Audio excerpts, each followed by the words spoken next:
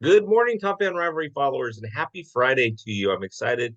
We made it through the week. It kind of feels like a Padres week this week because we had Jen on Wednesday, and now we got another guest who's a Padre guy. By all means, tell me, Padre fan, introduce yourself. Who are you? Um, I am the loco Padre Libre, the one and only, the champ, San Diego Padres. If we don't cheer for our city, who will? Let's get a win for Tony Gwynn. Let's go. Let's make it complete for Pete. There you go. There you go. So talk to me. I mean, obviously, three games have already happened in the season. You had two in Seoul. You had one already here at home. But talk to me a little bit about spring training. What did you think of the Padres during spring training? How do you think they did? I think the Padres did really good at spring training um, because it was like we had some ripe trees of fruit out there to pick from. Jackson Merrill. We even got Ethan Salas, 17 years old, like saying he's in there. Um, um, um, Graham Pauly, Wade, and even with the pitching, we just had some fresh fruit to pick off the trees still. Everybody said we wiped out our minor league, but we didn't. And I think we got some good fruit out of that. Nice. So what's your outlook on the 2024 season then? And not just me, just talking with the other Padre fans, we all feel a lot better about this season. We have a more complete team, a more well-rounded team, a more Padres Petco Park playing team. Guys can get on base. We got some speed. Manny's might be hurt, but we got Wade and we got Polly over there. They were looking super in spring training. And I just feel a lot better about this season instead of last season being all nervous and a lot of pressure. And you could even see it at Petco last season.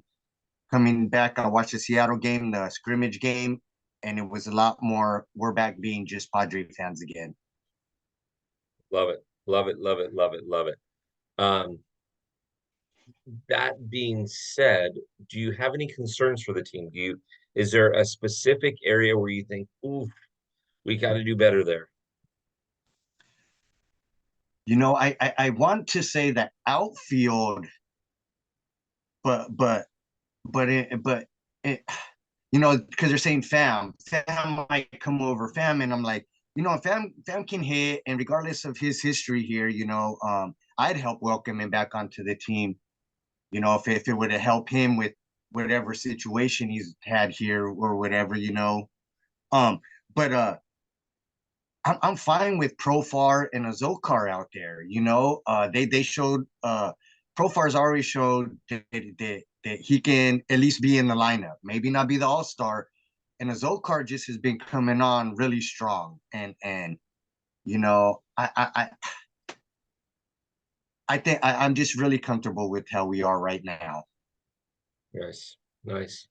So we had talked a little offline, and I'm gonna ask this question kind of in a two-part scenario. So if you were the manager, if Padre Libre was managing the team, okay, what would be your starting rotation? Who would be your starting rotation? And I asked that because, obviously Michael King had a really good outing against the Dodgers in Seoul. Do you throw him in the rotation? Is he part of the rotation? I say yes because I was so stoked that we got Michael King, and I was stoked about the other guys.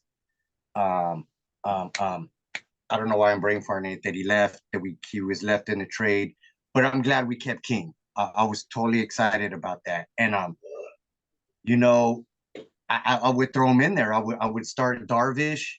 You would say why not Musgrove, but I think Darvish just has that older, more veteran experience to get out there and to start the season, and then we can bring our hometown hero in the next game, and do that. And through the rotation, I still think that works very well. Even down the road, we're going to run into teams, and Darvish will be our number one and be there, and then we can get to Musgrove for the, for the oof and to get it, really get it, and all that. Not, Darvish just is really great, and then Cease. I don't even know how we got Cease on our team, Dylan. I don't know how that even, but it just happens, And I'm like, throw him in there, number 3. We have to.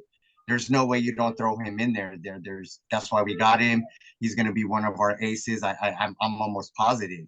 So it's Darvish, Musgrove, Cease, and then I would say King, uh, because King proved it with the Yankees. Even though you say he wasn't there that long, he proved it with the Yankees, and he's proved it. He's shown what he has here now in San Diego. And then Walden, I would say Walden put number 5. Walden, knuckleball. Uh, uh, he's been looking really good. Spring training, he looked really good.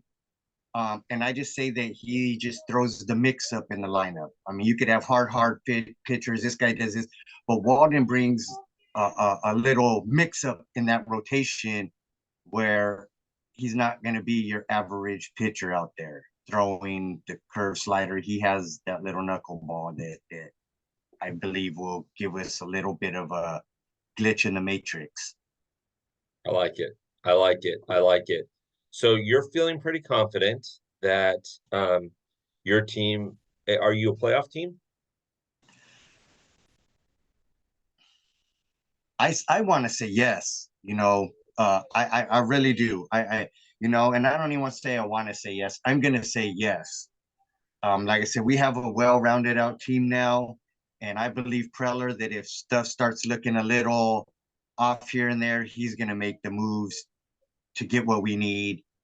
Um, we just have this, like I said, I went to that scrimmage game, and there's just this feeling around Petco Park for Peter Seidler and everything that we haven't felt in a long time. Even with Manny and everybody coming, and like I said, Soto came and brought this pressure. But I just feel like we're back at Petco now, and we're all just Padre fans again, how we used to be, and I really feel that I'm gonna say yes, yes.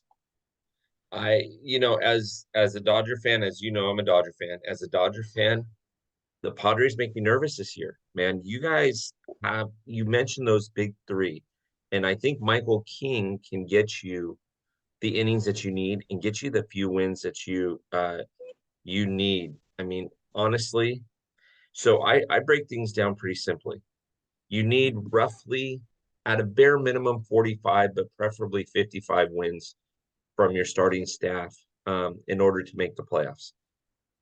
To me, Hugh's going to probably get you 14. Joe's going to get you 13. Dylan Cease will probably get you 13, right? So right there, you already have what's that? 40 wins right there.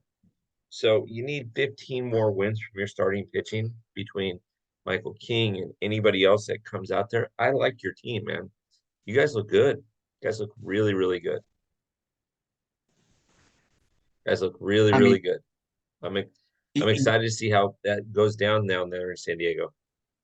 yes, Yeah. yes, All right. So I for love it. this Friday morning, I want you to do me a favor. I want you to leave us with a thought. Okay. So tell me, what do we need to know about your ball club? And what do we need to know? Like for those of us that may or may not know a ton about San Diego Padres, tell me what we need to know. We're coming. Ah, We're coming I love it. strong. We're coming hard. There's a lot of passion this year. There's no how much are we going to pay this guy, or is this guy going to hit any home runs? And like I said, with Peter Seidler passing, it's bringing a lot of passion back and momentum. What he did for the baseball community here in San Diego. They just redid Gallagher Square. They put Tony Gwynn. They got the whole little setup, memorial setup for him over there, underground tunnel with paintings and plaques up of him and all that, and that's one of my sayings. Let's get a win for Tony Gwynn. And because I believe it's gonna all come full circle. And I just say for the other teams, and I know the NL West is stacked, but you guys better watch out for the Padres because we're coming. Love it. Absolutely love it. All right, my friend. Let's get you on again when we're going to talk National League West, when we're going to talk Padres some more. So, appreciate. Oh, look at that right there. Yeah, buddy. Number one Ah, Padre fan. Love it. He just showed us a thing. If you're watching this on YouTube, you saw it. But if you're just listening to the audio, he just showed us a cool little thing that they made for him as a number one Padre fan. So there you go, right there. There's the hat, top man. fan Ah, rivalry hat. Yep, yep, hey, yep. So love it. All right, everybody, we're gonna stick around for 1 second, my friend. Happy yes, Friday, everybody. This is Padre Libre. He's telling you what the Padres are going to do this year. We'll get him back on. Appreciate you. And let's enjoy now that baseball's back. That's right. let's go. Let's go.